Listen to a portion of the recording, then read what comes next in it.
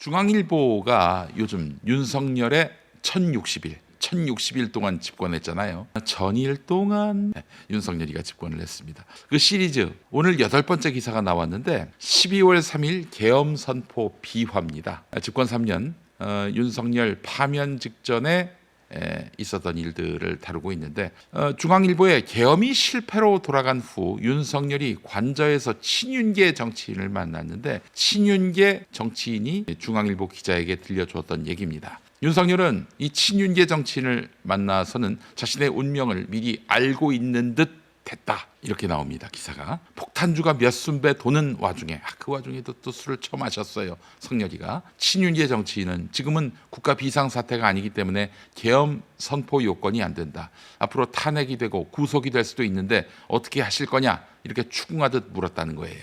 당신은 윤석열이가 음매 기죽어 하던 때였죠. 이런 질문을 받아도 화를 못 내던 시점이었습니다. 윤석열이가 이때 했던 말이 뭐냐? 계엄이 실패하면 그렇게 될 거라고 나도 알고 있다, 이렇게 답했다고 합니다. 나중에 이 친윤계 정치인이 주변 사람들한테 이런 말을 했다고 하네요. 계엄을 너무 낭만적으로 생각한 것 같다. 상황의 심각성을 잘 몰랐다. 저를 좀 비춰주세요. 네. 앞으로 탄핵이 되고 구속이 될 텐데 어떻게 할 거냐라고 물었을 때 나도 그 상황을 미리 다 예견하고 있다라고 얘기했던 윤석열. 이걸 보면서 계엄을 너무 낭만적으로 생각한 것 같다는 것이죠. 상황의 심각성을 잘 몰랐다는 겁니다. 윤석열이가. 그러면서 했던 말이 이거예요. 군대를 안 다녀와서 그런지 계엄을 선포하면 군대가 명령에 따라 착착 움직일 줄 알았던 것 같다. 그러니까 뭐 부당한 짓이든 합당한 짓이든 간에 하여간 대통령이 명령하면은 당연히 그렇게 따라야 하는 줄 알았다는 거예요. 군대가 당연히 자기 말대로 행동할 줄 알았다는 거죠. 부당한 지시를 왜 따릅니까? 그 법을 모른다는 얘기예요. 검찰총장까지 지낸 새끼가 그거 몰랐다는 얘기예요.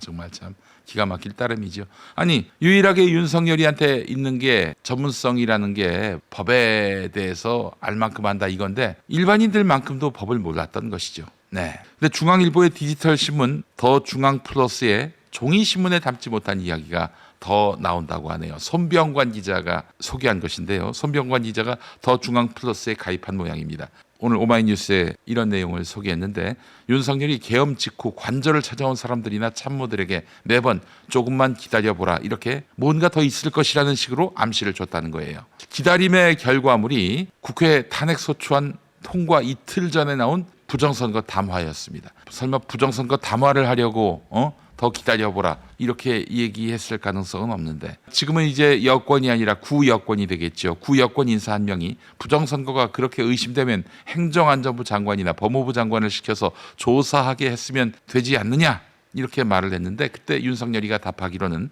법원 판사들과 선관위가 다들 한 통속 아니냐, 영장이 안 나와서 수사를 할 수가 없다, 이렇게 얘기를 했다는 거죠.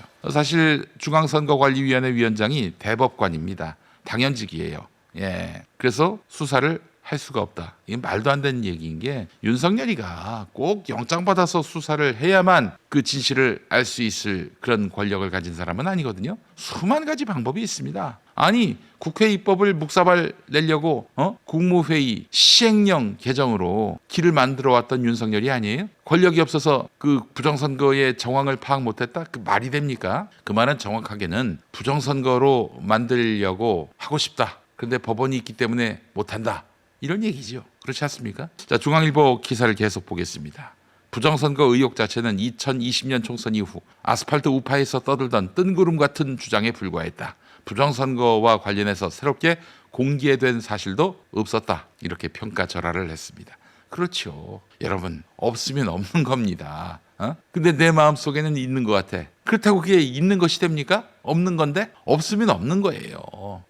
증거가 없을 때는 멈춰 서야 합니다. 그게 민주주의고 그게 상식이고 그게 법리예요. 민주주의를 통째로 쌈싸먹은 윤석열, 12.3 비상계엄 담화를 한밤중에 TV로 봤던 친윤계 의원들이 하나둘씩 옷을 챙겨 입고 집을 나섰을 때 한 핵심 의원이 그들끼리의 통화에서 이런 말을 했다고 합니다. 망했다. 그렇죠. 아직 그 국회에서 계엄 해제 결의가 나오기도 전인데 그들은 알고 있었어요. 친윤계 의원들 망했다. 지난해 8월 초 경남 진해 해군기지에서 휴가를 보낸 윤석열은 국민의힘 의원들을 사석에서 만나면 나는 박근혜처럼 죽지 않는다. 내가 탈당해버리면 된다. 나 혼자 죽지 않는다. 이런 말을 하곤 했다고 합니다. 나는 혼자 죽지 않는다. 이 말에 밑줄을 그어야 합니다. 지금 윤석열은 파면됐지만 여전히 그의 말 나는 혼자 죽지 않는다. 이 발언에 주목해야 한다는 것입니다. 한겨레 손원재 논설위원 칼럼을 보셨는지 모르겠습니다만은 그래요.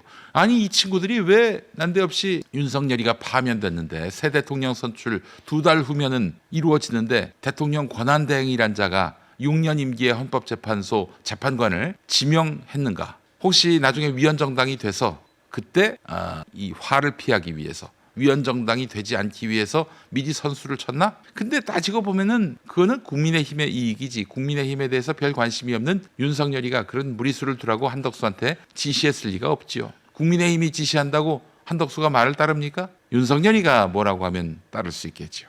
결국 헌법재판소 재판관 2명 지명은 윤석열의 뜻이라고 봐야 되는 건데 윤석열은 뭐 때문에 한덕수에게 그렇게 하라고 했을까? 자, 일단 보겠습니다. 이완규 법제처장 그리고 함상훈 서울고법판사 이 사람들을 헌법재판관 후보자로 지명했죠. 이들이 입성하게 되면은 현재 헌재 구성이 보수 2, 중도 셋, 진보 넷 이렇게 돼 있는데 이게 보수 넷, 중도 3, 진보 2 이렇게 바뀌게 됩니다. 중도 보수로 분류되지만 보수 성향을 더 강하게 드러내온 김복형 재판관 이 사람을 보수에 넣게 되면은 보수도 중도 진보 보수가 5, 중도 진보가 4가 됩니다. 자, 이런 구도로 이재명 더불어민주당 전 대표가 대통령이 되면은 치명적인 위협 요인이 된다는 겁니다. 이게 어떻게 되느냐? 어떻게 위협 요인이 되느냐? 이재명 대표는 공직선거법 2심과 위증교사 1심에서 무죄를 받았지만 여전히 5개 재판을 받고 있습니다.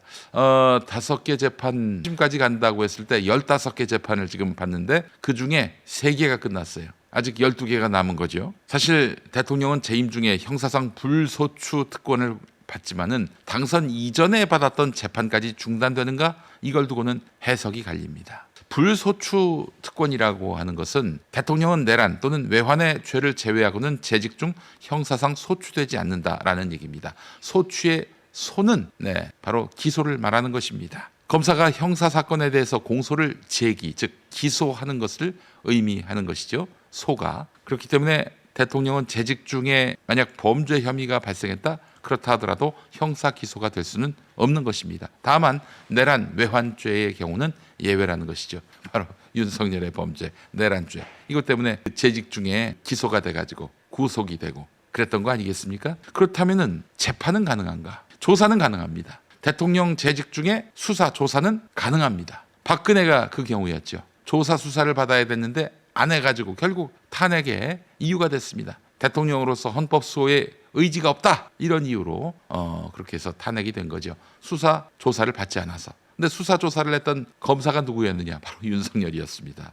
윤석열이었어요. 자, 수사 조사는 가능합니다. 그러나 기소, 즉 재판에 넘겨지는 것은 불가하다. 이건데 근데 대통령 되기 전에 기소된 사건 이와 관련한 재판도 중단되는가? 재판도 중단돼야 한다는 것이 다수설이긴 하지만은 그러나 소수는 수사 재판 받아야 한다. 이렇게 주장합니다. 국민의힘이 밀어붙이려 하지 않겠습니까? 그런데 국민의힘이야 뭐 소수당이니까 뭐 자기들이 주장해봐야 소용없다라고 생각할지 모르겠습니다. 그런데 국민의힘이 이걸 가지고 헌법재판소로 가져갈 경우는 얘기가 좀 달라집니다. 헌법재판소에 가서 이재명 대통령의 재판이 계속돼야 합니까? 멈춰서야 합니까? 라고 물어본단 말이죠. 근데 만약에 보수가 압도적 다수를 이루고 있는 그런 헌재에서 계속해야 된다. 이렇게 나오게 될 경우 만에 하나 한 건이라도 유죄로 나와서 대통령직을 수행할 수 없는 그런 판단이 나오게 될 경우 중도에 결국에는 퇴진당해야 하는 그런 상황에 놓이게 되는 것이죠. 그래서 새 정부의 운명은 다시 헌법재판소 재판 결과에 좌우되는 상황이 발생할 수 있다. 이런 이야기입니다. 정말 참 우리 국민들 이런 상황 상상하면 정말 환장하겠죠. 그렇죠. 대통령이 임기 내내 재판에 불려다니거나 재판 결과에 따라서 물러나게 될 수 있다면 이거는 정말 망극한 상황이 아닐 수가 없습니다. 근데 그런 상황은 막아야 된다라는 그런 뜻을 가진 국민의힘 정치인들 찾기는 쉽지 않죠. 죽이기 바빴던 그런 정치에 몰두했던 국민의힘이 이걸 봐주겠습니까? 지금도 끊임없이 드럼통을 갖다 놓고 이재명 후보를 악마화하는 그들이 대통령 되셨으니까 재임 기간 동안에는 뭐 그냥 저희가 봐드릴게, 1월 국민의힘이냐 이겁니다. 자, 그래서 지금 헌법재판소 재판관 알박기를 한 배경은 아마도 반드시 이재명을 재임 중에도 날리겠다라는 윤석열의 뜻이 반영된 것 같고요. 그래서 한덕수에게 그 미션을 내린 거예요. 대신 내 뜻을 따라주면 당신 여권 후보로 만들어줄게, 이러고 있는 것이고요. 사실은 한덕수가 그 국민의힘 후보와 단일화해야 한다? 이거는 윤석열의 뜻이 반영된 것이죠. 그렇기 때문에 아직도 국민의힘은 윤석열의 어떤 지배 아래 놓였다, 이렇게 볼 수 있습니다. 국민의힘 의원 50명 넘는 사람들이 한덕수 나와라, 한덕수 나와라 이랬다는 거 아닙니까? 그렇다면 대선 때까지는 이 선거는 국민의힘 후보가 아니라 윤석열과 이재명의 대결이라고 봐야 될 것이고, 그러면 필패지요. 얄짤없이 필패지요. 그렇지 않겠습니까? 자, 윤의 망상과 한의 노욕이 합작해서 빚어낸 결과다라는 이야기가 나오고 있습니다. 자, 지금 속보에 따르면은 경찰 맞죠? 경찰이죠.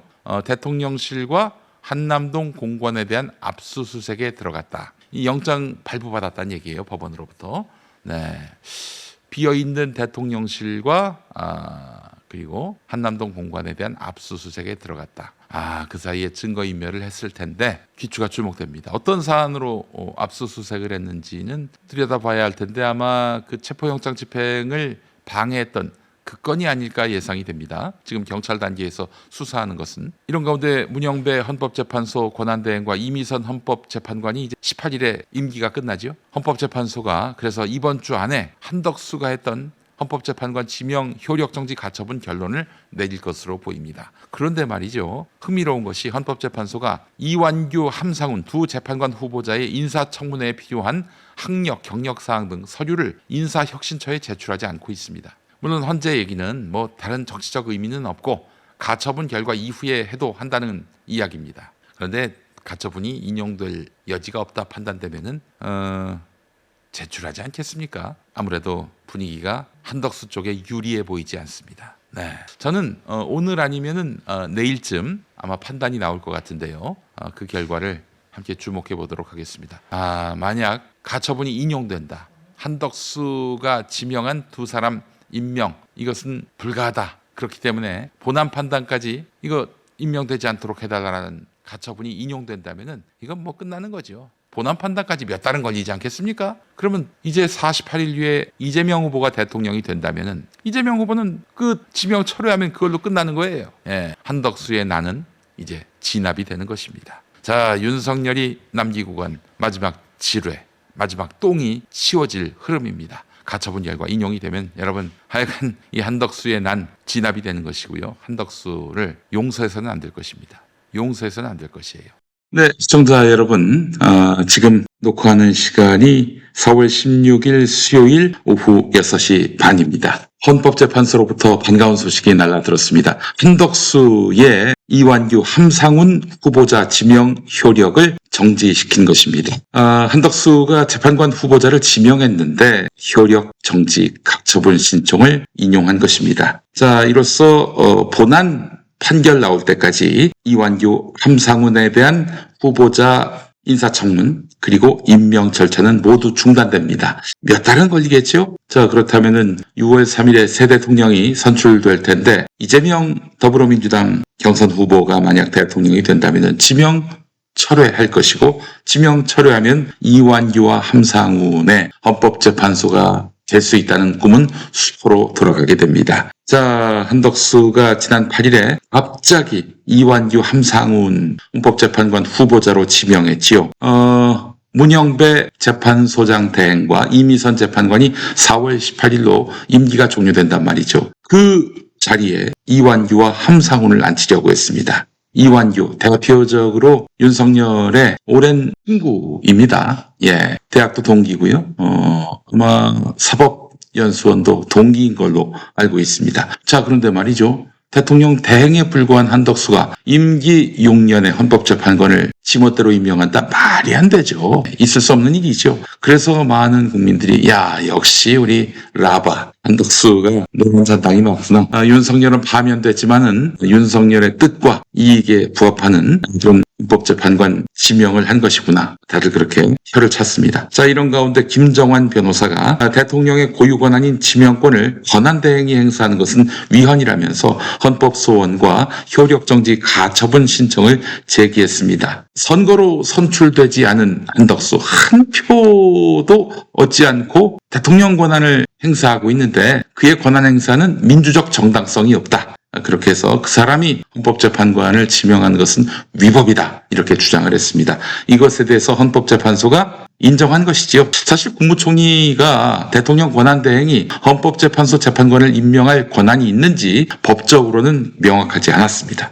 권한이 없다고 가정할 경우 위법적인 절차로 임명된 재판관이 사건에 관여하면 신청인의 재판받을 권리가 침해될 수 있다. 이렇게 오늘 결정문에 분명히 못 박았습니다. 자, 그래서 이 한덕수가 임명한 이완규 그리고 함상훈이 재판에 참여해서 헌법재판이 결정될 경우 그 효력에 심각한 혼란과 신뢰 훼손이 발생할 수 있다. 따라서 임명 절차가 진행될 경우 생길 회복하기 어려운 손해를 방지하기 위해서 가처분을 인용해야 한다. 이렇게 헌법재판소가 판단을 했습니다. 자, 그래서 몇 달 뒤가 그럼 몇 달 뒤에 나올지 모를 본안 판결이 나올 때까지 이완규, 함상훈은 이제 헌법재판관 후보자로서 자격이 없는 거죠. 본안 판결로 두 사람에게 헌법재판관 후보자로서 자격이 있다. 이런 판단이 나올 때까지는 행세하고 다닐 수도 없는 거예요. 한마디로 말해서 헌법재판소가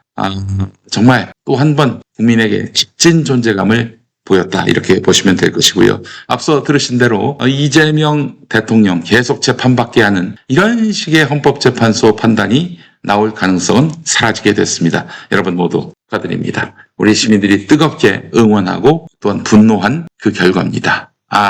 참 그래요. 대한민국은 민주공화국이다. 모든 권력은 국민으로부터 나온다. 그 말을 또 실감하게 되네요. 여기까지 감사합니다.